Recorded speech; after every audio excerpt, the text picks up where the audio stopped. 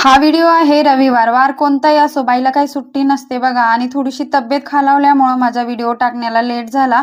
आणि त्याच दिवशी चतुर्थी पण होती आणि भरपूर सगळा असा भाजीपाला आलेला होता. रविवार माझा अर्धा ह्याच्यातच जातो की भाजीपाला निवडणे, त्याला स्वच्छ धुवून ठेवणे. आता बघा, प्रत्येक भाजीपाल्यावर अशी कीटकनाशकाची फवारणी केल्या जाते. मग तो साध्या पाण्याने तर कीटकनाशक निघत नाही ती फवारणी. त्याच्यामुळे थोडंसं मिठाचं पाणी टाकायचं आणि रगडून रगडून आपले भाजीपाले धुवून घ्यायचे. कसं लहान लेकरं असलं का जास्त काळजी घ्यायची थोडंसं. आणि एकदाच असं तरकारी धुवून ठेवलं का, आम्ही भाजीपाल्याला तरकारी म्हणतो बरं काय. आणि एकदाच असं धुवून ठेवलं का मग आपल्याला आठवडाभर टेन्शनच राहत नाही. घेतलं मग डायरेक्ट भाजी करायला घेतली तर तसं वेळ पण आपला खूप वाचतो. त्यासाठी आधी तरकारी धुवून घ्यायची आणि सुकून घ्यायची, त्यानंतरच मग ठेवून द्यायची फ्रीजमध्ये. त्यानंतर दुपारच्या वेळेला मी ह्यांच्या दोघांसाठी उपमा बनवला होता. आम्ही उपीट म्हणत नाही, उपमाच म्हणतो.